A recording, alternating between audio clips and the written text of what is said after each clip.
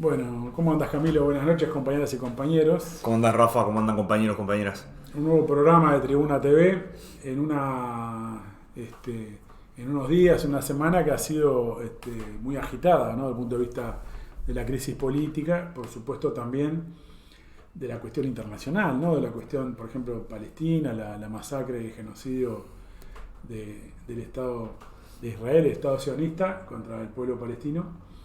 Y bueno, y en Uruguay en relación a la crisis política que tenía hasta el sábado el presidente Lacalle fuera del país mientras se desenvolvía un escándalo de proporciones inéditas, ¿no? Sí, yo que estaba fuera del país, estaba en Argentina, y estuvimos siguiendo el programa que hiciste la semana pasada y, bueno, poniéndonos un poco al día. Había estallado hace poco, ¿no?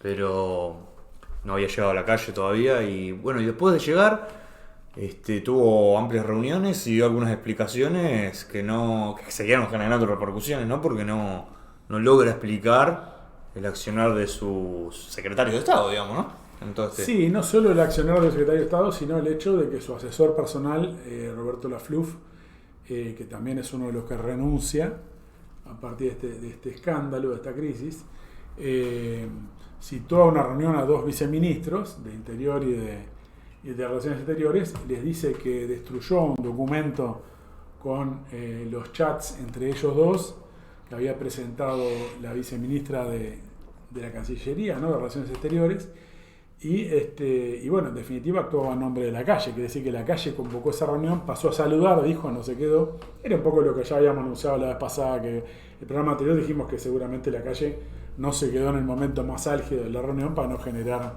bueno, para no ser él el que dijera destruyan esto y tener un fusible en caso de que todo esto saltara como efectivamente saltó. Evidentemente no tenían previsto que Carolina H. tuviera grabaciones de todo. Es probable que tenga grabaciones, hoy dice búsqueda de hoy, ¿no? El semanario Búsqueda dice que es probable que el gobierno piensa que Carolina H. tiene grabaciones de esa reunión también. Es decir, de cuando la Flux dijo borren todos los celulares y cuando dijo que había destruido ese documento. Lo otro es que Lacalle dijo que no formaba parte del expediente. Bueno, es evidente que sí formaba parte del expediente porque Carolina H. en el documento que ella adjunta al expediente, documentos electrónicos evidentemente, dice que adjunta en papel, materialmente, ese certificado notarial sobre los diálogos, los chats con Maciel, el subsecretario del Interior, y por lo tanto se considera parte del expediente. Esto es una cuestión más formal desde el punto de vista legal, pero bueno, que finalmente está colocando de que no ya solamente se rompió una hoja que dijo Lacalle, sino que realmente se falsificó un documento público. Al meter mano en un expediente y destruir parte de él. lo otro que se habla es cómo llegó, ¿no? Cómo llega a la Flux ese expediente cuando fue entregado en Fiscalía. Bueno, ahí... No, fue entregado en Cancillería. En Cancillería, perdón. Evidentemente haber sido el canciller. Eduardo Preve, que es un periodista que ha tenido un protagonismo. Ese es quien viene publicando de primera mano todas los audios, ¿no? y la interna de esta situación. Dice por ahí, salvo que caminen solo los expedientes, no podía haber llegado a Manuel Laflux sin que alguien le avisara. Es decir, acá hay una serie de irregularidades que fueron complicando el gobierno. Por ahí algún analista decía que con el caso Astesiano, que era, los que nos siguen y recuerdan, el jefe de custodia, ¿no? de Lacalle Pou, el presidente, que estaba involucrado en distintos tipos de negocios turbios y de toda una serie de entrega de pasaportes y falsificados, ¿verdad? Ciudadanos rusos y demás. No, legales. Ilegales, perdón. Peor Legales, que falsificados. exacto. Falsificadas eran las partidas. Las partidas de nacimiento con las cuales lo conseguían. Exacto. Y otros negocios turbios, digamos. Estaba en el cuarto piso, alguien decía, bueno, la crisis de Lacalle Pou trepó del cuarto al 11 piso, el cuarto piso al 11, ¿no? Trepó efectivamente porque... Es el piso de él. Es el piso exactamente, de Lacalle, es como metáfora y como literalmente me pareció muy gráfico porque en el caso de Astesiano se refugió permanentemente en que lo engañaron, que no sabía, que le traicionaron la confianza. En este caso no había manera y como dice Rafa, estuvo en la reunión, sabía que se reunieron por pedido de él. Y lo cierto es que por ahí algún analista decía, algún observador decía que esto lo complica mucho la calle. Porque él, al admitir que conoce la reunión, no puede deslindarse de lo que estaba tratando esa reunión. No, evidentemente él sí decía que no conocía esa reunión. Primero era un absurdo porque él había estado presente cuando los vio y Carolina H. iba a decirlo. Creo que incluso ya lo había filtrado alguna periodista, Patricia Madrid o algún otro. Y por otro lado, entonces quiere decir que la FLUF, cómo le daba órdenes a ministros y viceministros, si no es nadie, desde el punto de vista de ni siquiera era un funcionario público, era un asesor contratado por la calle para cuestiones de marketing, de imagen y de estrategia. En definitiva, era un cerebro detrás del poder también. Bueno, es relativo lo del funcionario. Ahora parece que sí, efectivamente tenía un contrato con el Estado por su agencia de publicidad y podría haber destruido un documento siendo funcionario público. Configuraría otro. Esto dice Preve en una entrevista muy larga, pero digo, es un detalle, pero a mí me muestra, parece esto, claro. como dijo un humorista que es Marcel Queroglián, dijo: al final nos llenan con tanto detalle de fechas, horas y todo, que al final la gente dice no quiero saber más nada. Entonces yo creo que más allá de los detalles, lo que tenemos que ir a fondo es en la discusión del tema que está en la boca de todos, ¿no? Es decir, el tema de que se discutió la posibilidad de que se fuera a la calle, ¿no? Es decir, estuvo en discusión, como ustedes recordarán, lo mencionamos en el programa anterior, la cuestión de que Manini había amenazado con el juicio político, ¿no? Y bueno, lo que tenemos hoy arriba de la mesa es que hay digamos, se fue al mazo. Vamos a decirlo en palabras claras: Manini Ríos se fue al mazo. Y bueno, también en el Frente Amplio, ¿no? Se dio por satisfecho con las explicaciones, dijo que se cerró la crisis, bueno, que lo peor había pasado, ¿no? Incluso alguno senador, Domenech, por ahí también, manifiesta algún detalle que queda por ahí que no lo termina de convencer, pero en los hechos, según publica Búsqueda hoy, en una reunión, la calle Pou le pregunta abiertamente, ¿no? En esa reunión, nombramos a Búsqueda para lo que no, porque tiene una fuente directa, ¿no? Cita una fuente que estuvo en la reunión, posiblemente alguno de los secretarios del propio Lacalle, es decir, que es una fuente fidedigna de información, y que Cabildo Abierto habría dicho que no, que él no apoyaría un juicio político, ni Cabildo, ¿no? Sí, yo creo que el tema acá hay varias puntas para analizar. En primer lugar, creo que tú mencionabas, hay una encuesta entre empresarios que manifiestan el apoyo al gobierno. Sí. No puntualmente por esta crisis, sino de conjunto por la gestión política y económica, donde están apoyando las principales empresas a la continuidad de la calle. Sí. 8 de cada 10. 8 de cada 10, 80% de una encuesta en 300 grandes empresarios, ejecutivos, etc. Esto en un contexto económico que no es de tirar manteca al techo, ¿no? Es decir, el déficit fiscal ya llega al 4,3% del producto, las exportaciones caen, la recaudación impositiva ha venido cayendo, retrocediendo, y en un contexto en que algunos economistas, como Javier Daedo, dicen que el gobierno no está cumpliendo la norma fiscal aprobada en la ley de urgente consideración. Es decir, se aprobó una norma que en realidad no se aplica y tiende a crecer ese déficit fiscal en la medida que se siga contrayendo las exportaciones y la economía, y por otro lado están previstos una serie de aumentos en los gastos, a pesar del enorme recorte presupuestal que ha llevado adelante el gobierno, el achique de las empresas públicas, el recorte en la educación y en otros sectores. Se está produciendo un deterioro del déficit fiscal. Y si quiere decir que a pesar de esto, la burguesía del conjunto entiende que el gobierno le está defendiendo sus intereses y le da su apoyo.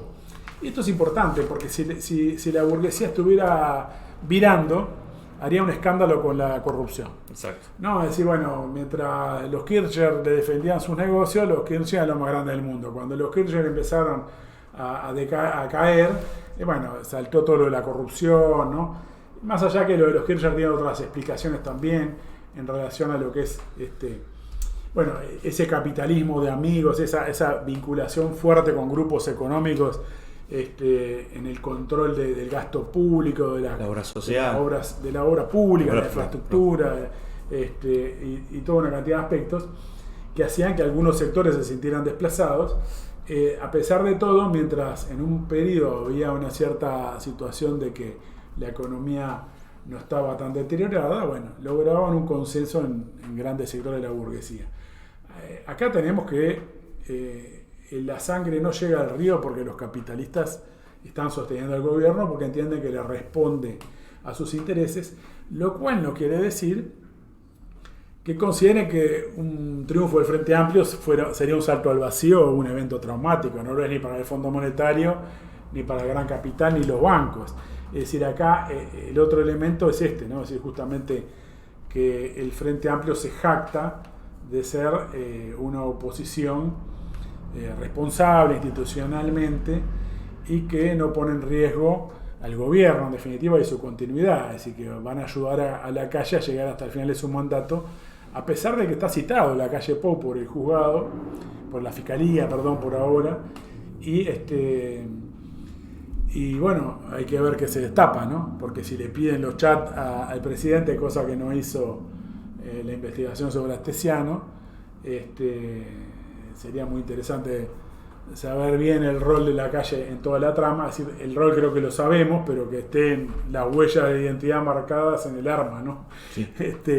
Así que creo que acá tenemos de alguna manera la explicación de por qué la sangre no llega al río es que la burguesía le pide al FA también que se quede tranquilo, y el FA en ese sentido desolla su base social porque los frentamplistas de a pie le piden al FA que active contra el gobierno, que se lance la movilización.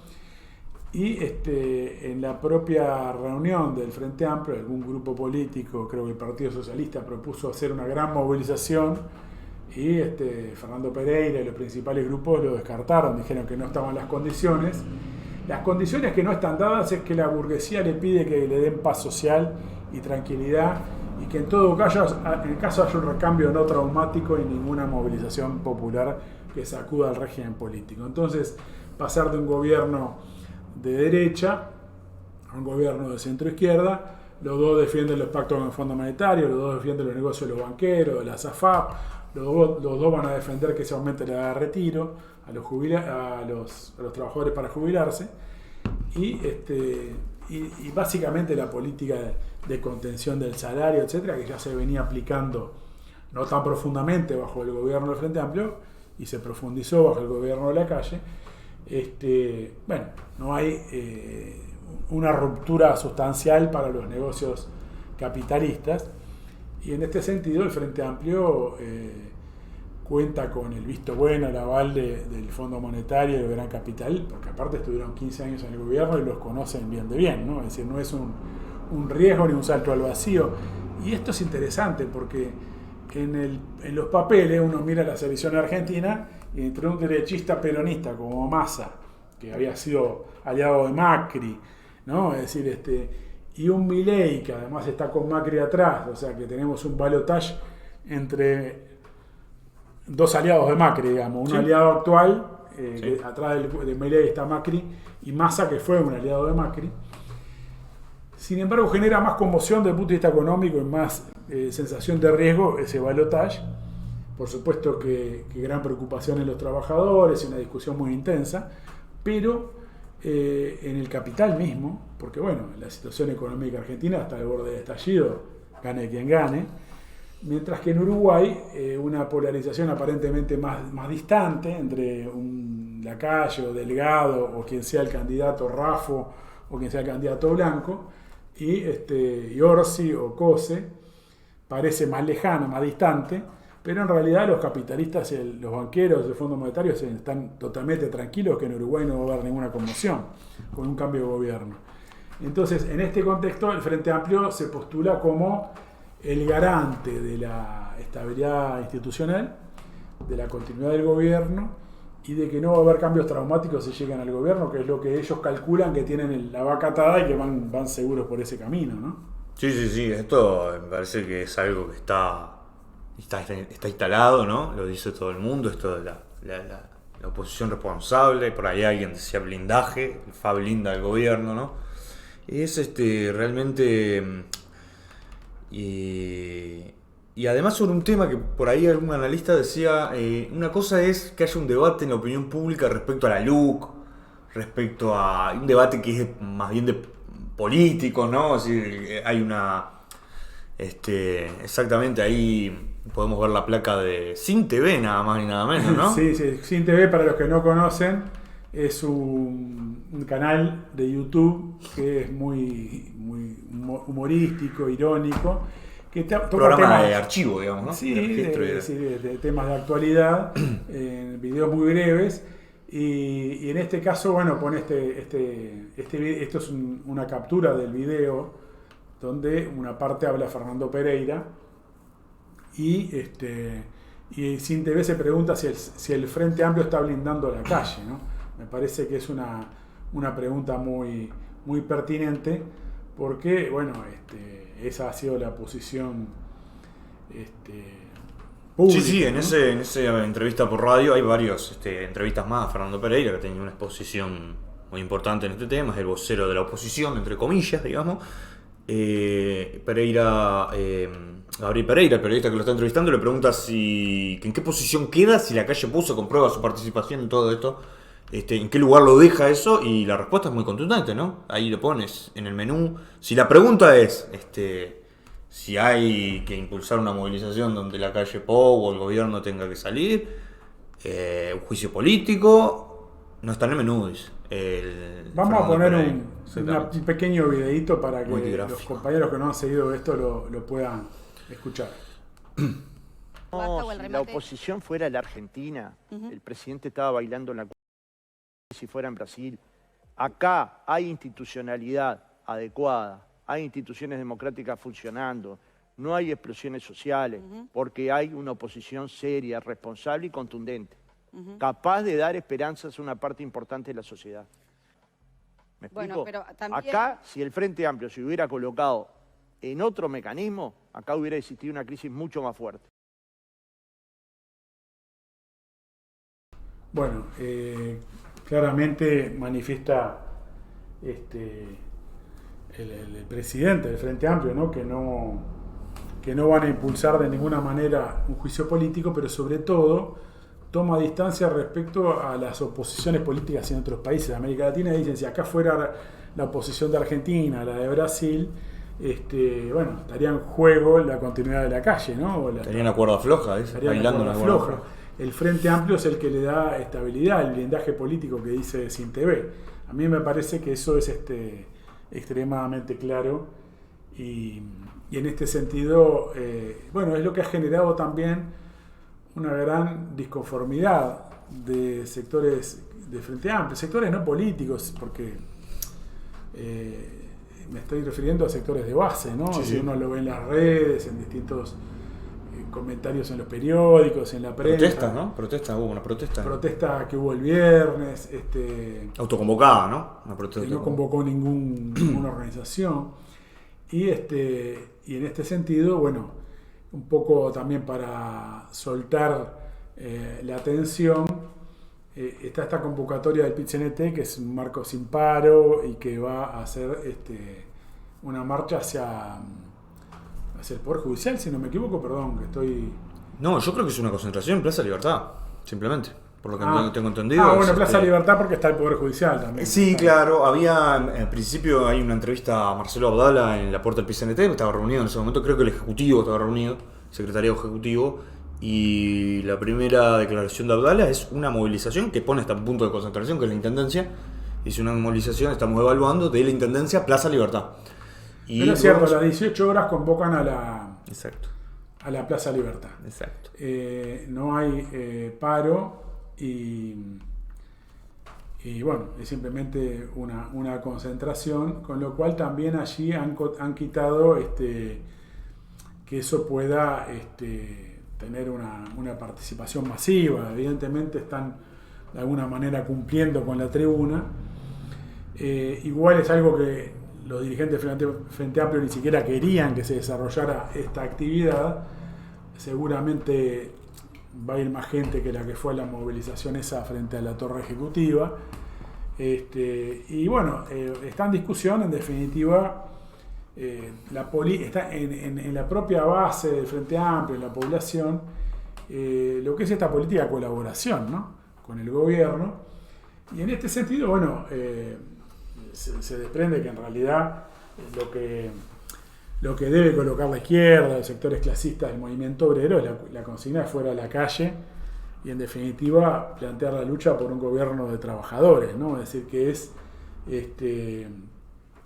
bueno, lo que obviamente no va a colocar la oposición de centro-izquierda, del Frente Amplio, porque, bueno, en definitiva están buscando darle continuidad a grandes ejes de la política del gobierno, en particular en cuanto a la reforma jubilatoria, ¿no? Es decir, por eso el Frente Amplio no solo no convoca a la movilización en las calles, sino que ha vetado, ha boicoteado la campaña de firmas contra la reforma jubilatoria, ¿no? Es decir, para volver a la edad de retiro de 60 años, para eliminar las administradoras de fondos previsionales, las AFAP, es decir, que son los bancos privados manejando el ahorro obrero forzoso, y otras cuestiones como el aumento de las jubilaciones mínimas, etcétera, que están colocadas en este planteamiento aprobado por el propio PIT-CNT, la FUCBA, las cooperativas de vivienda, el tema del movimiento estudiantil entero en esta campaña, y el Frente Amplio colocado para boicotear e intentar impedir que salga el plebiscito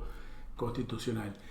Quiere decir que tenemos un centro-izquierda, un Frente Amplio, que es un partido del orden y un partido del Fondo Monetario. Y esa es una de las conclusiones fundamentales que es necesario extraer, ¿no? Y además, Rafa, es una línea de no apoyo a la movilización, de boicot al plebiscito, en este entendido de que eso no beneficia electoralmente. Alguno por ahí en las redes ponía, no se puede ganar elecciones con discurso de los 70, como si Frente Amplio hiciera un discurso de ese sentido, ¿no?, como criticándolo por derecha. Al contrario, lo que demuestran es que toda esta política lo que hace es no levantar, el FA no levanta en las encuestas, si uno quiere creer en las encuestas, digamos, ¿no?, sino que lo que muestra es un estancamiento, una meseta, un techo duro, por llamarlo de alguna forma, que anda ahí alrededor del 40%. Entonces ni siquiera en los términos, ¿no?, que se plantea y que además, digo, acá en una entrevista, creo que el día de hoy, a Yamandu Orsi en Desayunos Informales, donde en Canal 12, ¿verdad?, en el programa de Canal 12, donde no se pierde la oportunidad de atacar el plebiscito. Se dice que es un error del PIT-CNT, que sería muy complejo llevarlo adelante, que económicamente sería un caos, que es una forma melliza de argumentación con el gobierno. Con la SAFAP. Con la SAFAP. Con todos los que han salido a atacar desde el oficialismo la lucha contra esta reforma jubilatoria negativa. A mí esto me parece muy importante, porque es un marco de debilidad del gobierno desde el punto de vista político, ¿no? Es decir, un gobierno donde cualquier analista, cualquier observador, del palo que sea, incluso los del gobierno, dicen el gobierno sale debilitado de esta situación. Incluso los que dicen que ya está resuelto el problema político dicen sale debilitado. La figura del presidente sale debilitada, todavía hay nuevos capítulos. En ese marco no hay no hay un rol de oposición, sino de garante de la institucionalidad, al punto que la primera declaración del Frente Amplio, la primera, saca dos, ¿verdad? Tiene este problema del Frente Amplio, que permanentemente saca dos declaraciones. Con el asunto de Palestina había pasado lo mismo. Abiertamente dice, tenemos que garantizar las instituciones. Sí. Es decir, acá hay un entrelazamiento, potencialmente un entrelazamiento entre el Estado. Se dice, como dice Gabriel Pereira hoy en Búsqueda, que no hay ningún entrelazamiento de los partidos políticos con el narcotráfico, que no hay ninguna prueba de que eso sea así. Porque no hay una investigación y no se sabe ese financiamiento si es del narcotráfico, de las tabacaleras o de... no sabemos. Entonces se dicen cosas que no tienen un respaldo en la realidad. ¿Y esa es la institucionalidad que defiende el Frente Amplio? Yo creo, ¿no?, que un poco más, viéndolo un poco más en perspectiva, el tema es el siguiente. Decimos 8 de cada 10 empresarios apoyan al gobierno, pero los empresarios no definen, definen una elección con dinero, la campaña y todo, pero muchas veces se impone con los votos otra alternativa que no es la que prefieren, ¿no? Hay muchos ejemplos por la crisis política de los regímenes, ¿sí?, por la inestabilidad política que surge a pesar de la burguesía. es decir, por la propia crisis social, la crisis económica, el malestar en la población, pasa muchas veces eso. Este gobierno asciende, y en particular Cabildo Abierto era un exponente de la idea, bueno, se acabó el recreo, vamos a combatir la inseguridad, vamos a combatir a los narcos, y en ese sentido va a haber mano dura. Este gobierno arranca con una ley de urgente consideración, la LUC, que establece una penalización a las mujeres, es decir, que son madres solteras, que han tenido que incurrir en pasar droga en la cárcel o la pequeña distribución, y están en cana mucho más años que los grandes narcos, mientras se les escapan los narcos. Estamos hablando de Marcet, es un narco internacional, porque ya antes de este gobierno se sabía, hoy escuché una entrevista del periodista Gabriel Pereira al ex comisario Mario Lallera, que fue jerarca del Ministerio del Interior en el gobierno del Frente Amplio, y ya se sabía que Marcet era parte de un cártel, de una banda de narcos, que tenía presencia en Paraguay, en Brasil y en Uruguay en ese momento, hoy tenía también en Bolivia, y que, bueno, ya había caído preso por una, justamente cuando entraba marihuana en ese caso, vinculado al tío del presidente de Paraguay, a Cartés, y bueno, hay toda una trama que en la prensa internacional se maneja, que hay intereses que están en la Conmebol, que están vinculados al gobierno paraguayo, y se maneja que hubo una coima de Marcet de $10 millones para sacar el pasaporte express en Uruguay. Esto obviamente no está demostrado, es una versión de prensa de Paraguay, pero quiero decir, lo global es que el gobierno capitalista de derecha, reaccionario que tenemos en Uruguay, vino con el discurso de que venía a enfrentar el narcotráfico y a enfrentar la delincuencia, y está comprobado de que es permeable claramente a los narcos, y se ha dedicado al ataque, al menudeo de la distribución de drogas, mientras le pasan containers de drogas por todos lados, se desembarcan drogas en las grandes estancias vinculadas a Cabildo Abierto, al Partido Nacional, a distintos dirigentes de la derecha, y que aparte hacen discursos contra los violadores y esto y lo otro, y que los violadores estén en listas para toda la vida, y mientras tanto al lado de Heber, que hacía ese discurso, estaba Penades, lo digo de pasada, ¿no? que está preso hoy en día por violación y por abuso a menores. Lo digo como comentario, es decir, todos estos moralistas de derecha son los más sucios en cuanto a todas las formas de corrupción. Sí. Esto lo digo porque Cabildo Abierto está sufriendo muy duramente la caída de su prestigio, y si uno lo compara con el proceso argentino, ¿no? De un Milei que también ahora se desinfló porque su ataque a la casta ya no lo puede hacer porque salió la casta, ya estaba bastante aliado a la casta antes de la primera vuelta, pero ahora para la segunda está claramente, es una marioneta de Macri, y acá Cabildo Abierto de alguna manera defraudado a su base, que era una base heterogénea, una más de extrema derecha, otra más que venía oscilando desde digamos, del MPP y otros sectores del Frente Amplio y se habían desengañado, y ahora ha defraudado básicamente a todo el mundo. Esto se refleja en las encuestas, ¿no? Es decir, están hablando de un 2% para Cabildo Abierto, aún suponiendo que la encuesta no refleje la realidad. Un partido que había sacado el 11% quiere decir que se vino al piso.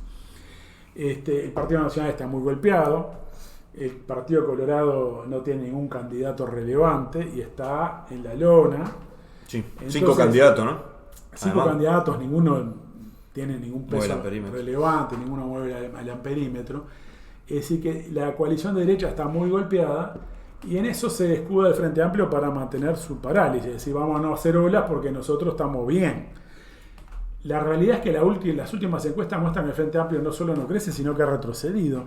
Entonces me parece que acá tenemos un desprestigio del conjunto del régimen político, una desconfianza del conjunto de la población, o de una gran parte de la población, al régimen político, porque hay que partir de la base que algunos de los que votan a la derecha, algunos de los que votan o que dicen que van a votar a la derecha o al centro izquierda, también lo hacen con enorme desconfianza y malestar, ¿no? Es decir, uno basta leer lo que escriben los frente amplistas o los votantes eventuales del Frente Amplio en las redes y es extremadamente crítico. Ni hablar que hay muchos que ya dicen que no lo votan.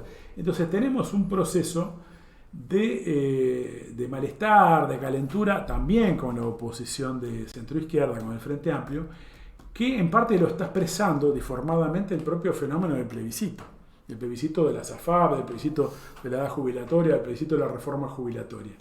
Este es un tema que va contra todo el régimen político, no solo contra el gobierno, sino contra esta oposición de centro-izquierda sometida al Fondo Monetario.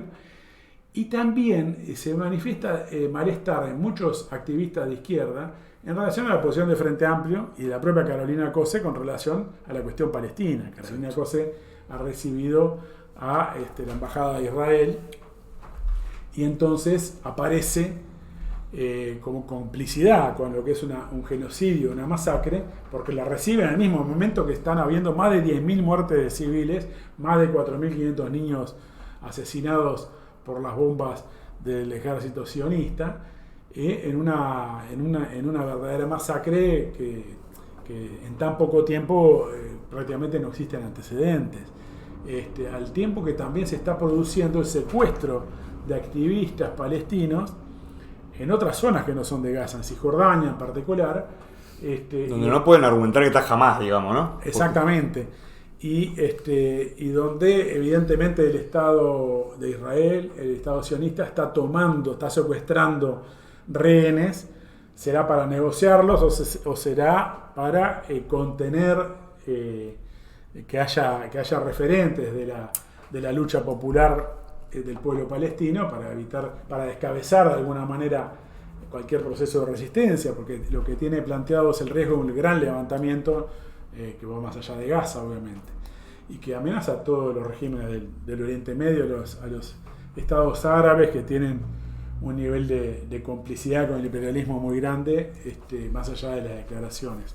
Pero bueno, no me quiero concentrar ahora, vamos a hacer una referencia a la cuestión palestina, pero sí me parece importante marcar que las disconformidades que estamos viendo o el malestar de todo un sector que rompe con el gobierno de derecha y que no encuentra en el Frente Amplio una alternativa, o de la propia base electoral del Frente Amplio que dice esta gente no pelea contra el gobierno, le hace el juego, etcétera, está marcando la necesidad de justamente de una herramienta, de una organización de lucha para enfrentar al gobierno de derecha y para también plantear una alternativa a la centroizquierda, ¿no?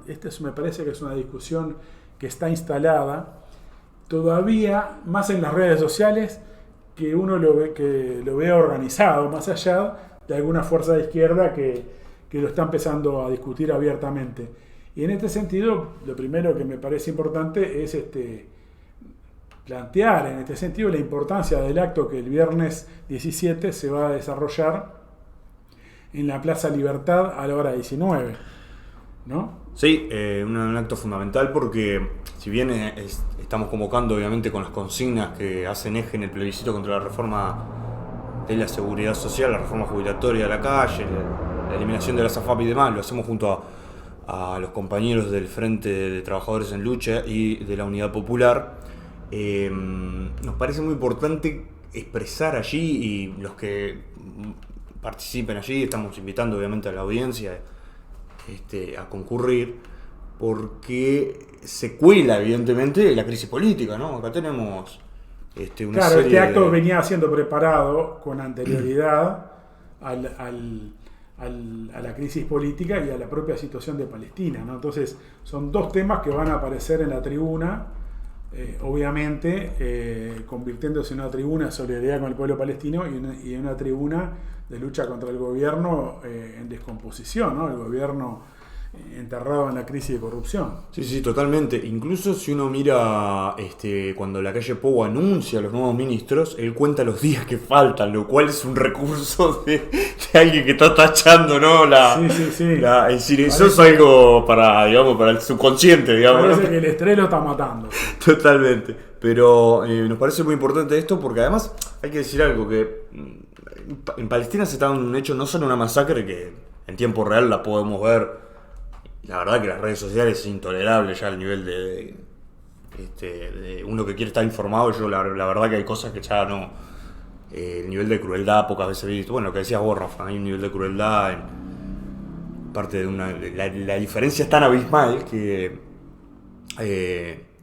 realmente genera un rechazo enorme y es difícil ver las imágenes, pero hay que decir que la situación en Palestina...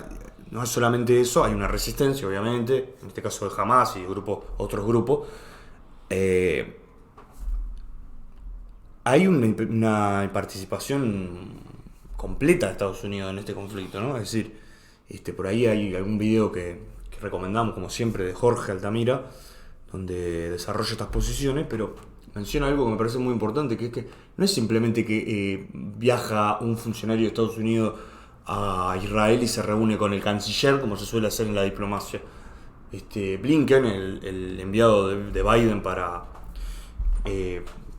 intervenir en toda esta crisis en Medio Oriente, se reúne con el gabinete de guerra, ¿no? De Israel. Sí, tiene el visto bueno del imperialismo, y esto es parte de otros frentes, ¿no? de guerra. Nosotros hemos hablado acá en otro momento, en este momento no, pero se ha olvidado Ucrania, que también es un frente abierto. Si acá estamos en presencia de una guerra mundial que tiene diferentes frentes, este es el cuarto o el quinto, y me parece que este elemento tiene que estar integrado en el análisis, ¿verdad? Porque esto también está produciendo diferentes contradicciones dentro del sionismo, y cuando hablamos del sionismo y de Israel, hablamos de la plaza fuerte del imperialismo en Medio Oriente.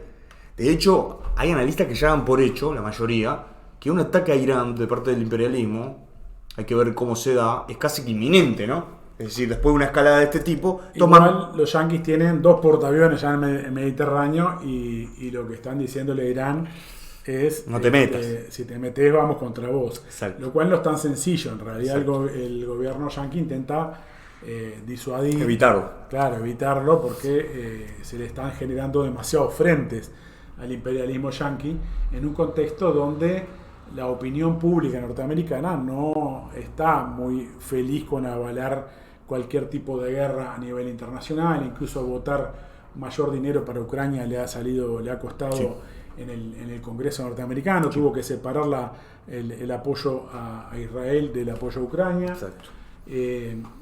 Si bien es cierto que parte de la oposición republicana va más a la derecha todavía, sí. Es decir, en el sentido de ir más a fondo en el ataque contra los palestinos, ¿no? Exacto. Pero yo creo que lo que vos planteás es correcto, pero tenemos que tener en cuenta que hay un nuevo ingrediente en la situación mundial, porque lo que había en Ucrania es una guerra entre las potencias, sí. Y acá tenemos la erupción de una rebelión del pueblo palestino. Exacto. A través de un movimiento guerrillero, un movimiento militar, pero que en realidad se combina con un proceso de una tendencia a una intifada que se venía desarrollando sobre todo en Cisjordania, y por lo tanto, bueno, fue una serie de hechos, los ataques de Hamas, que pusieron en jaque al gobierno de Israel, ¿no? Es decir, también se destapan a cada rato que muchos de los civiles que murieron en ese ataque del 7 de octubre también murieron por disparos, digamos, y bombardeos del propio ejército de Israel,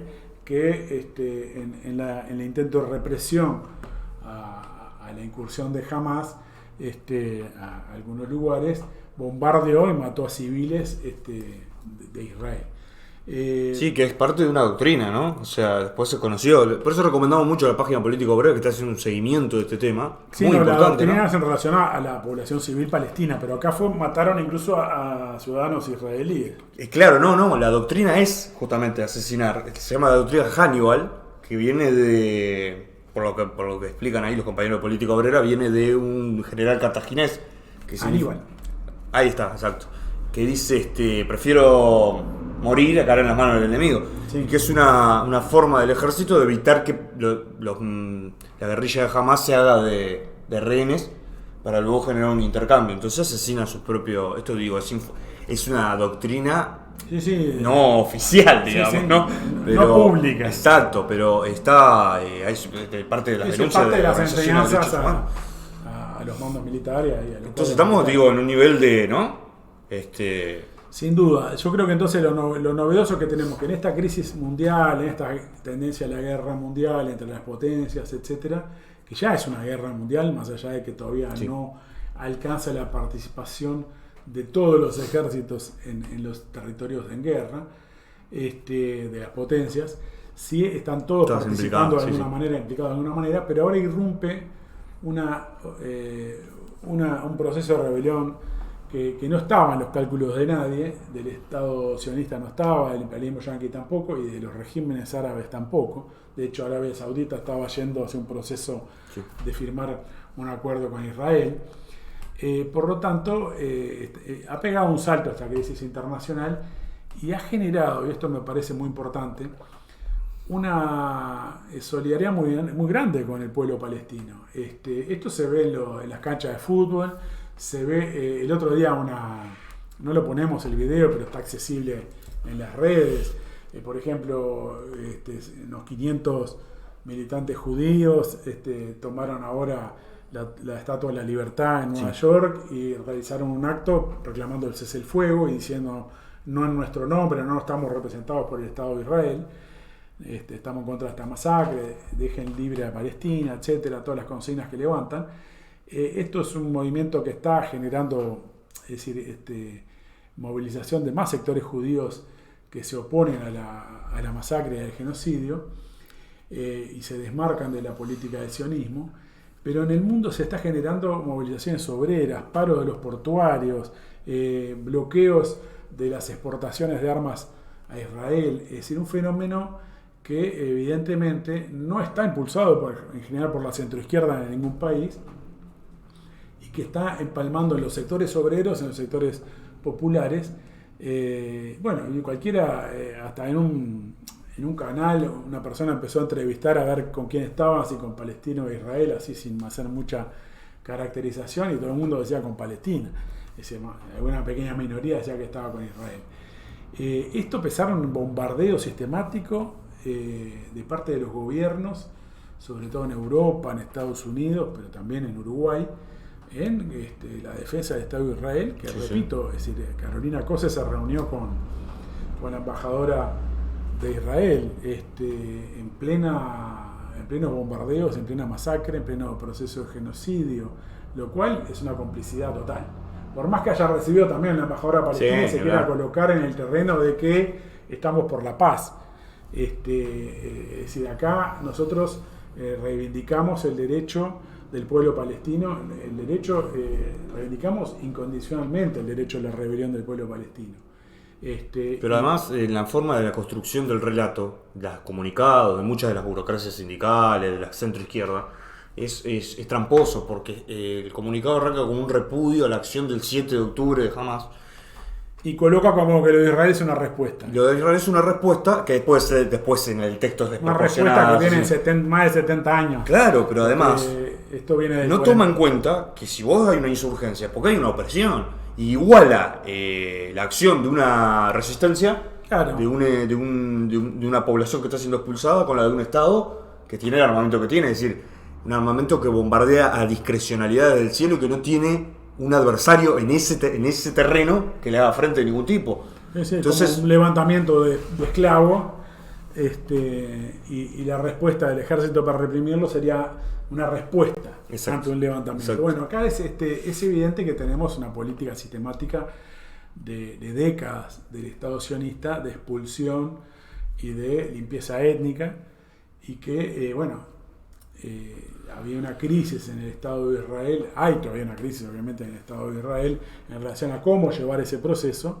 con distintas variantes políticas, pero que en el fondo todos los planteamientos sionistas, más de centroizquierda o más de derecha o de ultraderecha, apuntan como mínimo a una política de supremacía en el sentido no solo de quitar derechos de la población palestina, sino supremacía numérica, quiere decir seguir expulsando.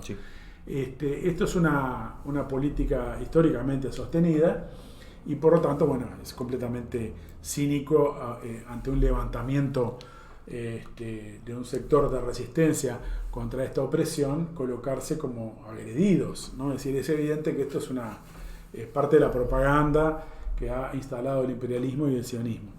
Este viernes, mañana a las 18:30 horas, aquí en Montevideo hay una concentración frente a la Embajada de Israel, en Luis Alberto Herrera, el 26 de marzo.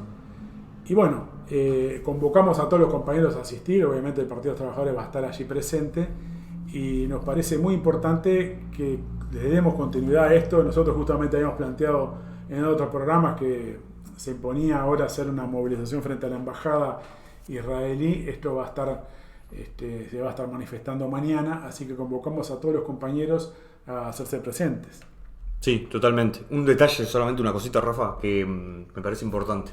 No está claro cuáles son los objetivos de Israel, porque hay un debate ahí en la clase, en la burguesía, digamos, y en el imperialismo también, y habría una divergencia incluso porque no está claro en el sentido de que los funcionarios israelíes no han dicho cuál es, si se van a quedar en Gaza, cuál es el objetivo, quedarse en el norte, desplazar a toda la población, no se sabe a dónde, al mar, porque ya no queda el lugar donde desplazar a la gente, ya tienen el norte. Entonces, los grandes, algunos medios estadounidenses como el Financial Times, los Washington Post y el New York Times han planteado que los propios funcionarios estadounidenses no tienen claro cuál es el objetivo de Israel, y que esto es un problema porque desde el punto de vista político, no tener objetivo político anuncia. A ver, acá hay Digo, para evitar esto de que los aparatos, los ejércitos, los estados tienen todo calculado. No, es que lógicamente acá hay una crisis entre, digamos, la alternativa de máxima del sionismo, que es el Gran Israel, que es la expulsión completa de los palestinos, y los que dicen, bueno, eso hoy no es viable, hay que rescatar de alguna manera lo que se llamó la política de los dos estados, que convivan, uno sometido al otro, pero que de alguna manera convivan, que es una política que está muerta en realidad, y que sobre todo está muerta porque cada vez más en el Estado sionista tiene más peso la oposición de extrema derecha, y la centroizquierda está completamente golpeada y sometida. Entonces, en este contexto hay una crisis justamente de estrategia entre distintas variantes del imperialismo y del sionismo, que mientras tanto se unen porque Blinken, el secretario de Estado norteamericano, reivindica el derecho de Israel a defenderse y por lo tanto llevar a incursionar en Gaza, a bombardear, a que haya bajas civiles y todo lo demás, y a la vez, bueno, que cada tanto hagan una pausa humanitaria, cosa que obviamente el gobierno israelí no le da pelota. Por lo tanto, el imperialismo tiene un problema allí, y tiene un problema sobre todo de cara cada vez más a la opinión pública mundial, que empieza a decir, bueno, esto es una verdadera barbarie. Incluso los que defienden el derecho de Israel a defenderse dicen, bueno, pero pará, estamos protagonizando una masacre de civiles que supera por 10 veces lo que se produjo el 7 de octubre. Claro. Entonces se empieza a generar una crisis en cuanto a la sostenibilidad también de esta política, sin provocar crisis de los gobiernos. Hay en Europa también cada vez más, uno lo visualiza en marchas muy importantes, muy grandes, sí. Muchas de las capitales y de las principales ciudades europeas, y bueno, es en una campaña que va a crecer y que convocamos nuevamente, reitero, a estar mañana en Luis Alberto Herrera, el 26 de marzo, donde está la Embajada de Israel, y que vamos con la consigna bajo el genocidio sionista. Y en concreto el Partido de los Trabajadores defendemos en forma irrestricta el derecho del pueblo palestino a la rebelión contra sus opresores, ¿no? Este es un tema fundamental porque no es posible colocarse con un planteamiento simplemente, es decir, obviamente hoy un cese del fuego sería un triunfo parcial, un intercambio de prisioneros sería un triunfo parcial, es decir, intercambio de rehenes y de prisioneros sería un triunfo parcial de la resistencia palestina, pero el derecho a continuar esa rebelión es un derecho que vamos a seguir reivindicando mientras dure la opresión, y por lo tanto no nos colocamos en una posición de equidistancia ni pacifista en general, sino de militancia a favor de la lucha del pueblo palestino. Sobre todo hay que decir, Rafael, que además no es que el relato que instala el sionismo en los medios, donde tiene mucha presencia y mucha fuerza, sino se llevaron a los rehenes, no sabemos dónde están. Jamás ha hecho un planteo de intercambio de prisioneros, donde dice todos por todos. Hay que decir que Israel tiene 170 niños presos.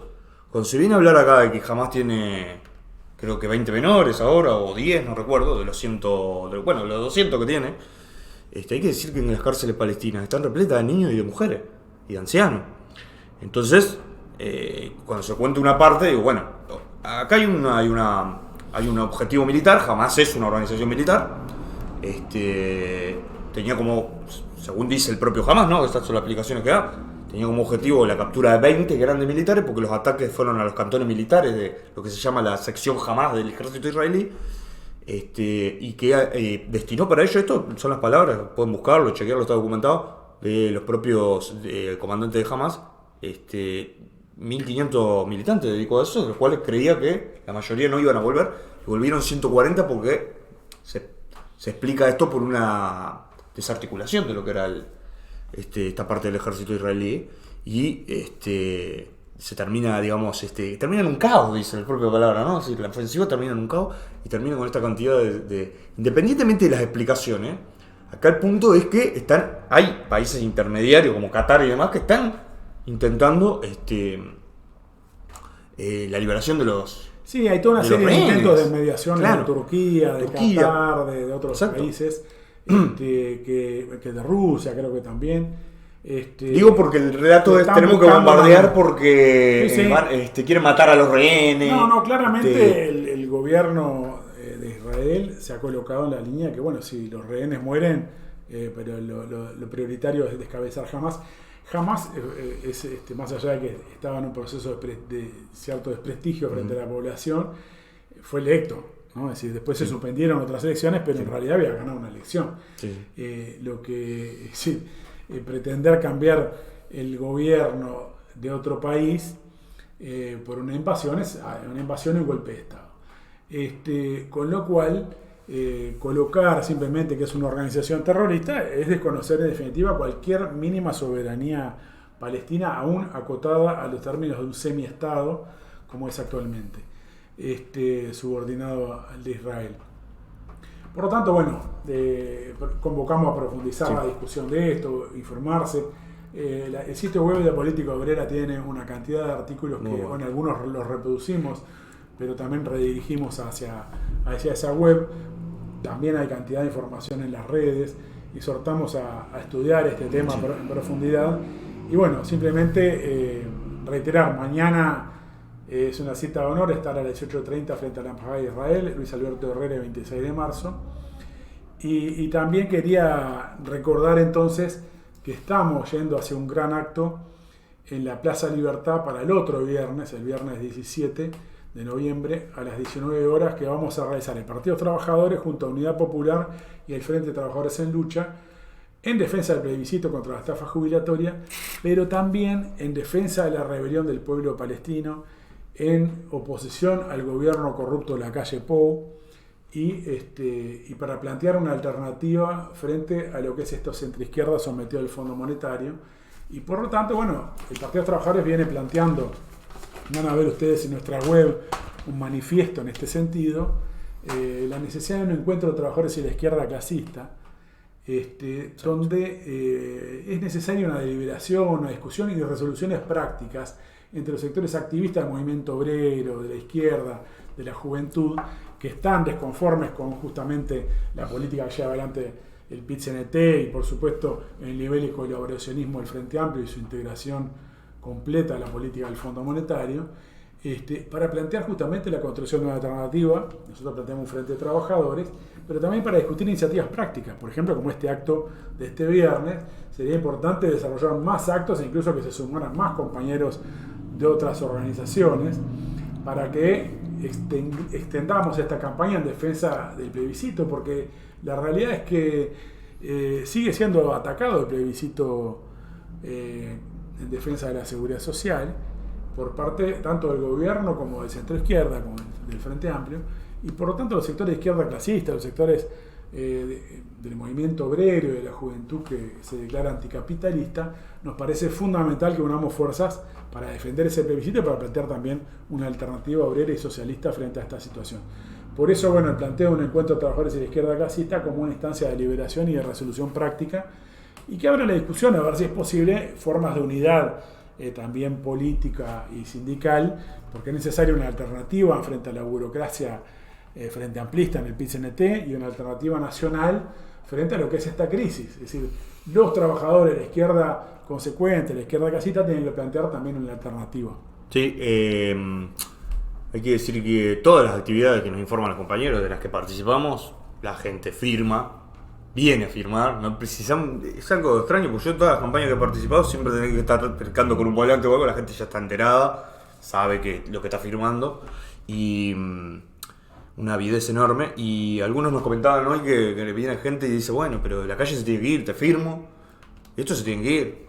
Es decir, hay un rum y no hay una representación política de ese sector de personas que ya saca una conclusión de que el gobierno está acabado, de que Cabildo Abierto como el bastión de bueno, somos lo nuevo, nosotros no transamos, se terminó el recreo, también está acabado. O sea, y el centro de izquierda, el Frente Amplio colabora, es decir, no hace olas, no quiere...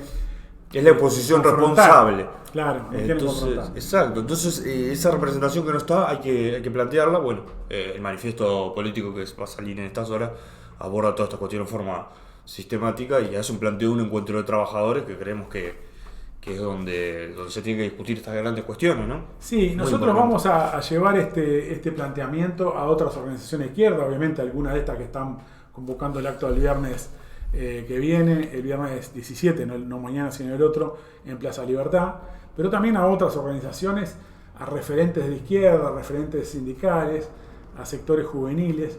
Así que vamos a intentar abrir una discusión amplia que genere, bueno, tenemos que discutir cómo abrir una salida ante esta situación que requiere la unidad de sectores combativos, de sectores de izquierda clasista en términos sindicales y políticos, porque no alcanza con solo la campaña por las firmas. Eso está muy bien, es una instancia que ayuda a la organización, pero es importante salir a las calles y colocar la movilización popular como alternativa.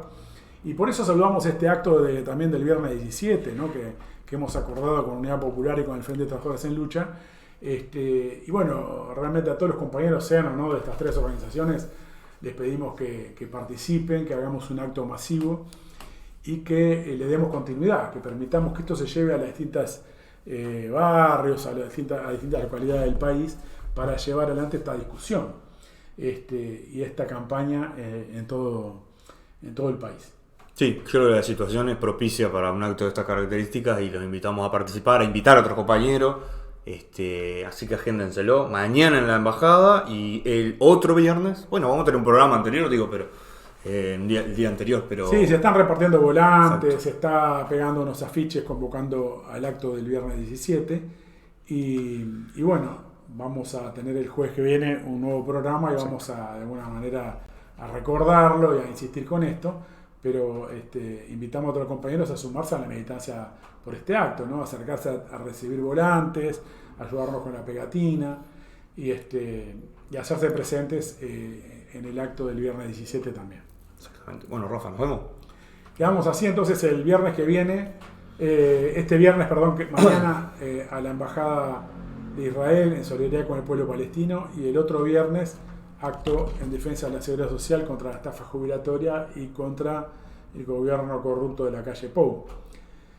Con estos ejes invitamos a los compañeros a difundir este programa, a darle me gusta, a compartirlo en las redes y bueno, pongan sus comentarios qué les parecen todas estas propuestas, todas estas iniciativas.